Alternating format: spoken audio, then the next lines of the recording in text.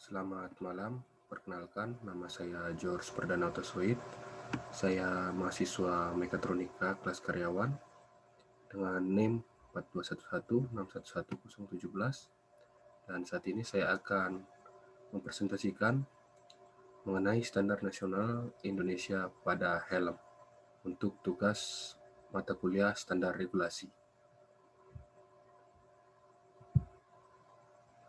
Kepala merupakan salah satu bagian tubuh yang termasuk sangat rawan dalam anggota tubuh manusia. Alasan ini terutama karena indera manusia sebagian besar terletak di kepala.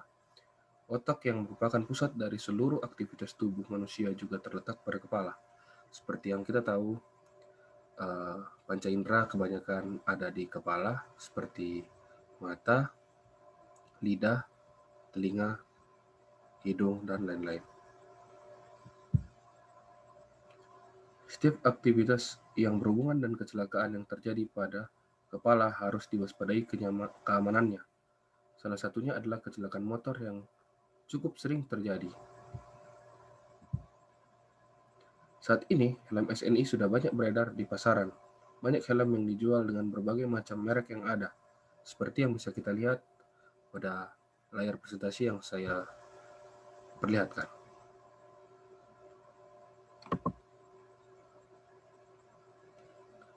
Saat ini, sebagian besar merek-merek helm tersebut mempunyai bentuk dan desain yang berbeda-beda, namun memiliki spesifikasi minimum sesuai dengan syarat-syarat yang diberikan pemerintah. Helm yang dibuat sebagian besar yang terjadi pada helm SNI beredar di pasaran adalah helm yang dirasakan terlalu sempit maupun longgar saat digunakan oleh masyarakat Indonesia. Helm yang terlalu sempit dapat menyebabkan konsentrasi dalam mengendara menjadi berkurang, sedangkan helm yang terlalu longgar dapat menyebabkan helm bergerak saat mengendarai sepeda motor. Masalah pada helm SNI terjadi karena helm yang beredar di pasaran tidak mempunyai ukuran. Helm yang berukuran S, M, ataupun L, ataupun sizing lainnya yang seperti saya tampilkan saat ini terdapat di pasaran. Namun, ukuran tersebut merupakan ukuran standar helm internasional yang berbeda dengan ukuran antropometri kepala orang Indonesia. Masalah lainnya berkaitan dengan helm SNI sekarang adalah bahwa helm saat ini memberikan kemungkinan bagi pengemudi untuk tidak mengenakan pelindung dagu. Helm yang seharusnya melindungi kepala terlepas saat terjadi kecelakaan. Melalui penelitian terdahulu yang dilakukan sebelumnya oleh seorang peneliti, didapatkan hasil bahwa dari 178 orang responden, 106 responden jarang menggunakan pelindung dagu dan 90 orang helmnya terlepas saat mengendara. Perancangan helm memerlukan antropometri kepala agar helm tersebut dapat digunakan dengan nyaman. Faktor lainnya juga perlu diperhatikan agar helm menjadi efektif, aman, sehat, nyaman, dan efisien. Proses pembuatan standar pada helm ini pun tidak mudah. Pertama sekali dicetuskan untuk diwajibkan digunakan di Indonesia oleh Kepala Kepolisian RI Hugeng, tetapi mendapatkan penolakan yang keras pada waktu itu. Kemudian ditetapkan secara resmi dalam Undang-Undang Nomor 14 Tahun 1992. Pada tahun 2003, dimulainya operasi pemusnahan helm yang bukan standar oleh jajaran kepolisian. Ada beberapa warga dan kalangan mahasiswa yang mengeluh dengan penggunaan helm standar.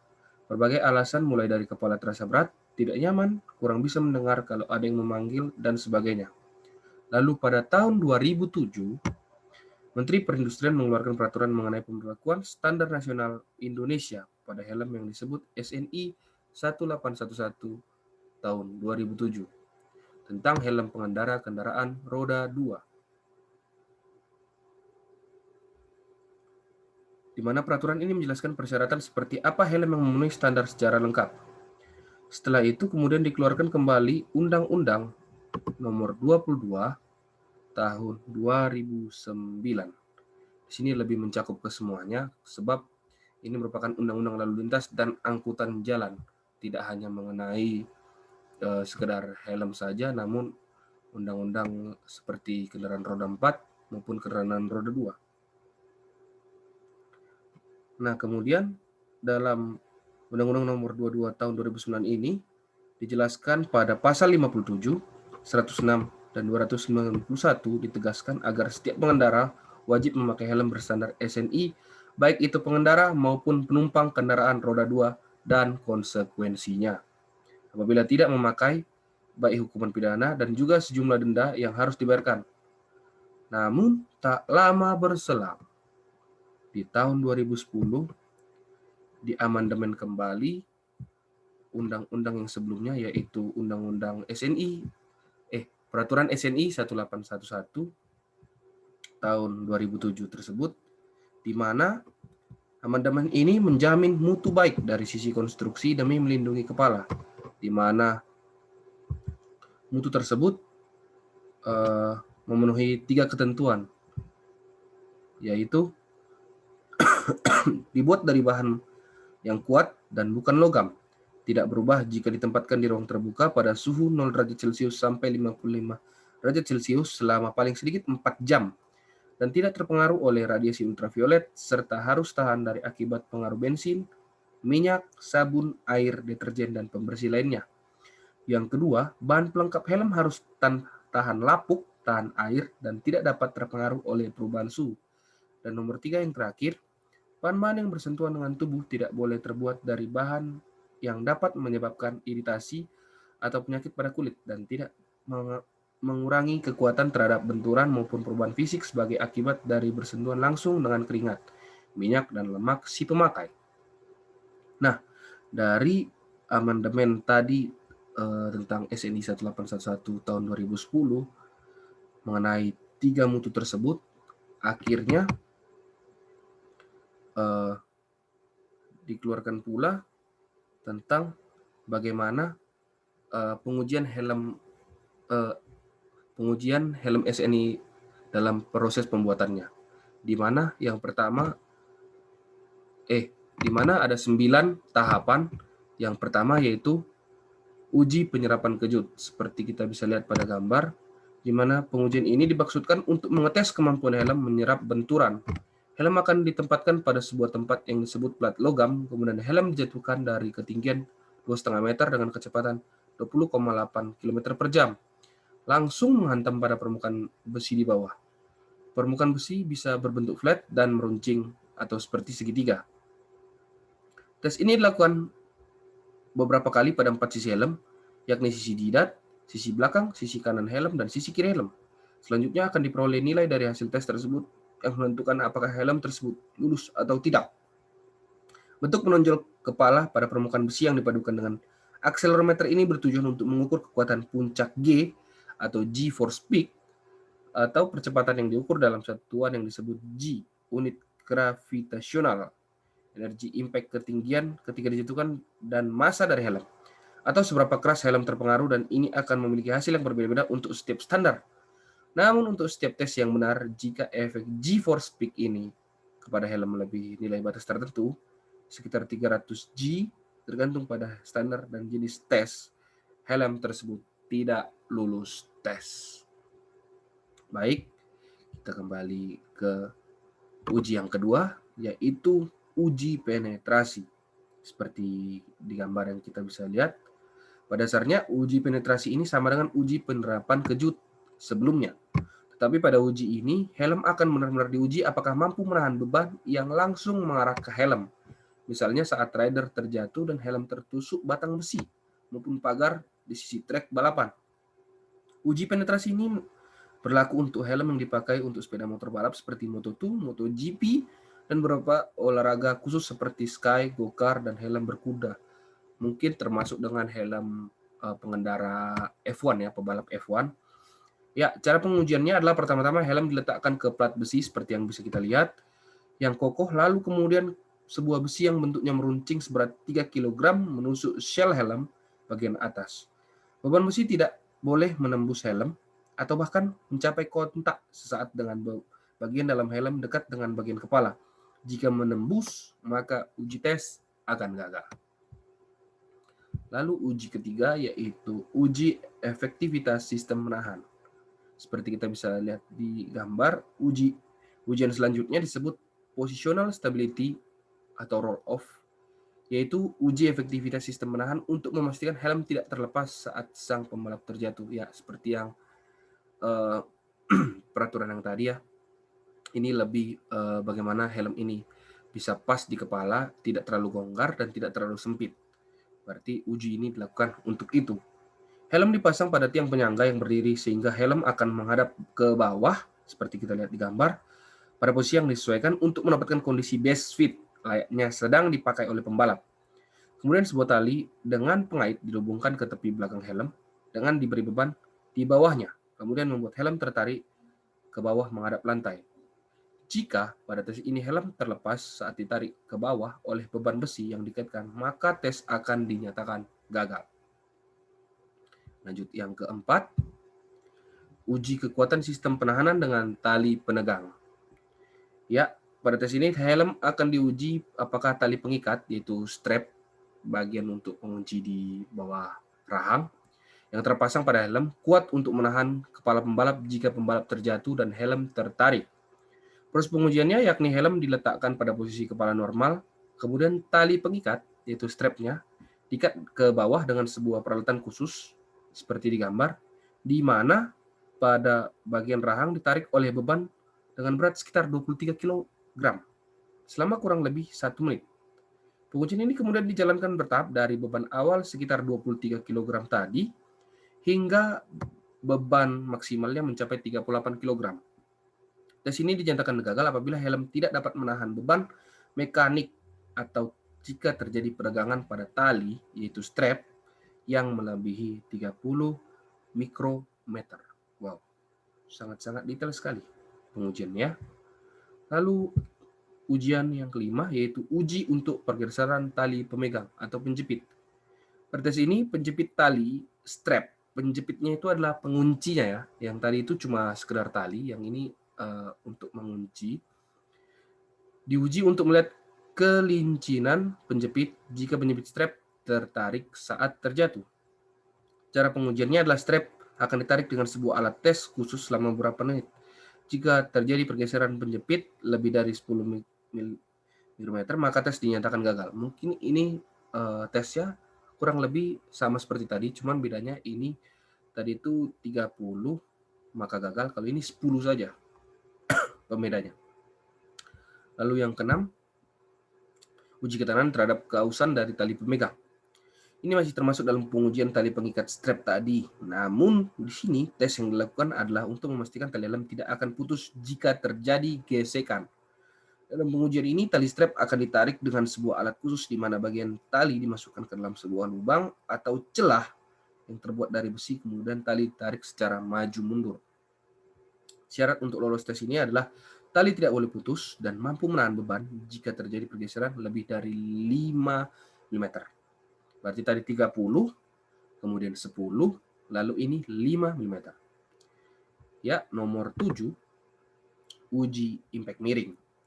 Tes dampak miring atau oblique impact test bertujuan untuk mendapatkan informasi penting mengenai tingkat perlindungan helm. Ada dua faktor yang mempengaruhi hasil tes impact miring pada helm. Faktor yang pertama adalah sudut anvil, di mana dampak helm. Yang kedua adalah gesekan antara shell dan bagian dalam helm. Seperti kita lihat di sini ada bagian-bagiannya, yaitu laser time, carriage, incline base, load cell, abrasive paper. Ini merupakan uji impact miring tadi. Yang kedelapan adalah uji pelindung dagu. Seperti bisa kita lihat di gambar, ini biasanya dilakukan untuk helm full face ya, yang memiliki dagu. Di mana tes ini sebenarnya adalah tes untuk pelindung dagu. Tes ini dilakukan untuk melihat kekuatan bagian dagu saat menerima benturan jika terjadi kecelakaan dan bagian dagu menerima benturan. Berarti ini kalau bukan helm full face ya, tidak ada tes seperti ini. Berarti kalau kita kecelakaan dan dagu kita kena saat tidak memakai helm full face, sangat berbahaya bukan? Namun disarankan memang kita memakai helm full face untuk lebih safety ya. Cara pengujiannya adalah helm diletakkan di sebuah plat, ya, platnya yang warna oranye itu, di sebuah plat di mana bagian dagu menghadap ke langit-langit, kemudian sebuah benda terbuat dari besi dengan berat tertentu dijatuhkan dari atas menghantam bagian dagu. Oh, berarti helmnya di bawah, lalu akan ada alat yang jatuh dari atas menghantam ke bawah, tapi dalam posisi helmnya itu terbalik ya, karena bagian dagu kan di bawah ya. Berarti bagian bawah di atas, bagian atas di bawah, gitu. Lalu nomor yang terakhir adalah uji sifat mudah terbakar. Ya benar, tes ini ya tes dibakar. Namun maksudnya ini adalah ini menguji di mana terakhir kali itu di SNI 1811 tahun 2007. Karena sifat mudah terbakar lebih tepat diaplikasikan untuk helm-helm proyek. Sehingga untuk helm kendaraan roda 2 setelah diamandemen di tahun 2010, uji ini tidak ada. Namun bukan tidak ada ya, untuk kendaraan roda 2 yang tidak ada. Tetapi masih tetap ada untuk uji seperti helm-helm proyek, helm-helm pekerjaan yang seperti bisa kita lihat warna putih, warna kuning, mungkin dalam proses pembangunan dan yang seperti itu ya. Kita pasti pernah lihat bukan? Lalu setelah semuanya kita bahas, baik dari peraturan perundang-undangan, peraturan buat, uji kelayakan, baru uji mutu dan lain-lain. Sebenarnya standarisasi nasional Indonesia ini terhadap helm apakah memiliki pengaruh terhadap dampak ekonomi? Ya, jawabannya adalah dalam konteks kewajiban untuk menggunakan helm dengan standarisasi, SNI yang dikeluarkan oleh pemerintah secara limitatif bagi pengguna kendaraan roda 2 dapat dilihat seperti pisau bermata dua bagi pengguna kendaraan bermotor di Indonesia. Di satu sisi, kewajiban penggunaan helm dengan standarisasi SNI memberikan para pengguna kendaraan roda 2 pada umumnya dengan harga helm SNI yang di atas helm sekelas lainnya. Hal ini menjadi suatu resultante dari kebijakan pemerintah yang pada tataran ekonomi teoretis telah diprediksi akan mengakibatkan koreksi terhadap pasar berupa tingginya permintaan helm dengan standarisasi SNI dan akan berakibat pada naiknya harga dari komoditi yang diminta. Namun demikian, terlepas dari masalah kemampuan daya beli masyarakat, satu hal yang lebih penting adalah bahwa helm yang berstandar nasional Indonesia jelas telah lulus uji coba sehingga keselamatan bagi penggunanya juga telah terbukti karena logo SNI diperoleh produsen helm menunjukkan pada syarat adanya jaminan tingkat keamanan dan keselamatan yang tinggi dalam setiap helm yang dihasilkan. Sehingga secara tidak langsung dengan hadirnya aturan yang membuat kewajiban untuk penggunaan helm berlogo SNI pada tataran nyata terlihat akan meningkatkan penjualan produk helm dengan logo SNI semata. Namun dalam 9 orientasi yang lebih dalam terdapat peningkatan harga dari unsur keselamatan dan keamanan dalam pasar penjualan helm. Pemerintah sebagai bagian penting dari kebijakan ekonomi makro hendaknya dapat lebih memperhatikan keberadaan variabel ekonomi dalam rangka mencapai tingkat kepatuhan dan ketaatan yang tinggi. Tidak dapat dipungkiri bahwa rasional manusia yang tersimpan dalam setiap rumusan efisiensi yang ideal, di setiap manusia mempunyai suatu keinginan tersendiri untuk menyuguhkan ketaatan hukum secara rasional pula. Jadi, setelah adanya standar nasional Indonesia ini terhadap pelindung kepala atau helm kendaraan roda 2 dari yang kita tahu tadi dari tahun 1992 sampai akhirnya ESNI 1811 tahun 2010 yang peraturannya tetap digunakan sampai hari ini berpengaruh besar terhadap dampak ekonomi, di mana awal mulanya helm berstandar SNI ini sebenarnya harganya jauh lebih mahal dibanding helm-helm biasa. Sehingga kenapa dibilang seperti pedang bermata dua, karena di satu sisi film ini sangat aman, sangat bagus dipakai seluruh warga ataupun seluruh rakyat Indonesia, ya kan. Namun dari tingkat ekonomi, mengingat harga helmnya yang sedikit agak mahal, membuat tidak semua orang bisa membelinya pada saat dikeluarkannya helm berstandar nasional ini. Namun semakin ke sini, akhirnya rakyat kita semakin sadar bahwa tidak masalah terhadap harga, namun lebih penting yaitu keselamatan berkendara dan taatnya kita dalam melakukan peraturan perundang-undangan di lalu lintas, sehingga bisa dibilang orang pun tetap akan membeli helm berstandar nasional ini, eh, selain mengikuti peraturan perundang-undangan, di sini juga menjamin keselamatan yang kalau bisa dibilang jika kita tidak memakai helm SNI ini justru lebih meningkatkan resiko kecelakaan. Dan itu sama saja.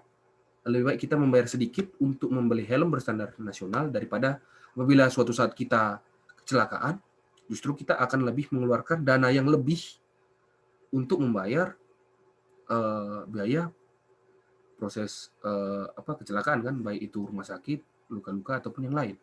Walaupun bisa dibilang tetap ada kebijakan dari pemerintah yakni berupa jasara harja, namun apabila sampai kehilangan nyawa sangat disayangkan, bukan? Mungkin sekian saja presentasi dari saya mengenai standar nasional Indonesia terhadap helm atau pelindung kepala kendaraan roda 2. Semoga video ini dapat bermanfaat bagi pendengar dan tidak hanya untuk sekedar nilai tugas saya.